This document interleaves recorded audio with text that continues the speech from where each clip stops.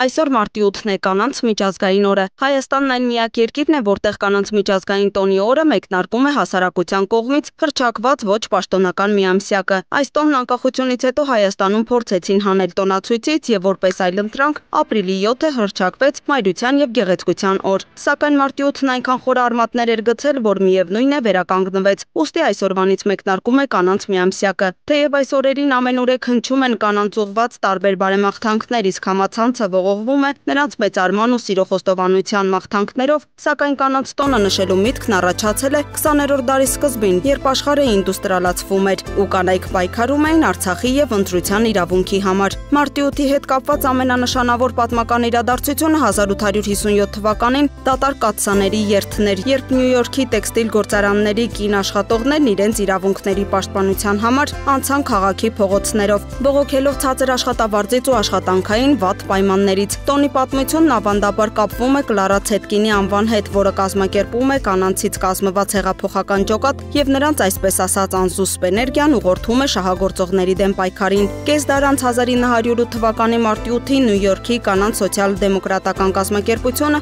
հանրահավաք անցկացրեց կանանց իրավահավասարության պաստառներով ու կարգախոսներով։ Փողոց դուրս եկած հազարավոր կանայք պահանջում էին աշխատանքային օրվա կրճատում, տղամարդկանց հավասար աշխատավարձ, նաեւ ընտրության իրավունքի տրամադրում։ 1910 թվականին Կոպենհագենում կանանց միջազգային համաժողովի ժամանակ գերմանուհի սոցիալիստ Կլարա Ցետկինն առաջարկեց կանանց միջազգային օրը նշել մարտի 8-ին՝ ի հիշատակ նյույորքյան իրադարձության։ 1975 թվականը ՄԱԿ-ը հռչակեց կանանց միջազգային տարի, իսկ 1977 թվականի մարտի 8-ը կանանց միջազգային տոն։ Հայաստանում այսօրն առանձնակի կարևորվում է տոնի խորհուրդը կապված կանանց իրավունքների պաշտպանության հետ։ Անհիշելի ժամանակներից հայ կինը եղել եւ մնում է ընտանեկան ջերմության եւ ավանդույթների իրական պահապանը։ Կառավարության համար առաջնահերթություն է պետական կառավարման, իրավապահ, անվտանգային, տնտեսական, քաղաքական, գիտական եւ այլ ասպարեզներում կանանց առավելագույն ներգրավման համար հնարավորություններ ստեղծելը։ Այսօրը մեր բարձրաստիճան ղեկավարությունը եւս պատեհառիթն օգտագործում է իր ուղերձում եւս մեկ անգամ արժևորելու կանանց դերն ու նշանակությունը հասարակական կյանքում։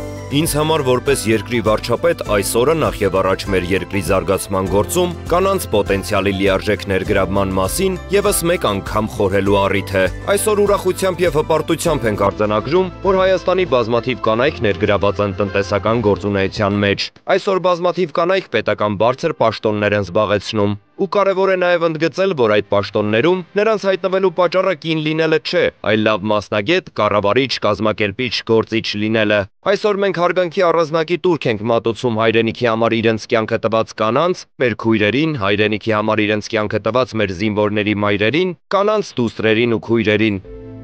Հայաստանի նախագահ Վահագն Խաչատուրյանն էլ իր շնորհավորական ուղերձում նշել է. «Մենք առանձնահատուկ սիրով ու ջերմությամբ ենք նշում այս տոնը, ինչը վկայությունն է մեր հանրության, ընտանիքի եւ անձնական կյանքում մեր անգերագնահատելի տեղի ու դերի»։ Կանանց միջազգային օրը պատեհառիթ է, որպեսզի մենք որպես որդիներ, ամուսիններ եւ հայրեր վերահաստատենք հավասար իրավունքների ու հնարավորությունների միջավայր կերտելու մեր կամքը։ Դեռ շատ անելիքներ կան այս նպատակին հասնելու համար, եւ այդ ճանապարհին հաջողելու գրավականը կանանց անփոխարինելի ուժ եւ ոգևորություն տվող աջակցությունն է։ Սրտանց ցանկանում եւ մաղթում եմ ձեզ, որպեսզի առավելագույնս ակտիվ լինեք մեր երկրի հանրային, պետական, մշակութային ու տնտեսական կյանքի բոլոր բնագավառներում։ Դրսևորեք ձեր տաղանդն ու ունակությունները մեր առօրյան հասարակական կյանքը դարձնելով ավելի գունեղ, հանդուրժող ու մոտիվացնող։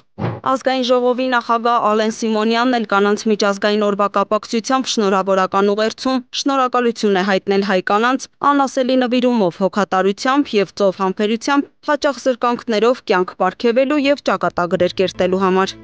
Դուք եք կյանքի սկիզբը եւ ձեր նուրբ ու քնքուշ տեսակով դարձնում եք աշխարհին այնպիսին, ինչպիսին կա։ Սիրելի մայրեր, առանց ձեզ չէր լինի ոչինչ։ Հարգանք եւ խոնարհում հայրենիքի համար իրենց կյանքը տված մեր զինվորների մայրերին, որոնք ծնել եւ դաստիարակել են հերոսներ։ Ուժեղ կանանց մասին կարելի է խոսել անվերջ։ Պատմականորեն բազմիցս ապացուցվել է, թե որքան մեծ դերակատարում ունեն կանայք բոլոր ոլորտներում։ Եղեք այնպիսին, ինչպիսին կաք, նրբության մեջ ուժեղ, համեստության մեջ խիզախ, պարզության մեջ իմաստուն եւ շարունակեք ձեր գոյությամբ լցնել աշխարհը սիրով։ Սիրեք եւ գնահատեք ձեզ եւ հավատացած եղեք, որ դուք կարող եք հասնել բոլոր հնարավոր եւ թվացյալ անհնարին հաջողություններին, լինել լավ մայր, քույր, կին, գործարար կամ բոլորը միասին։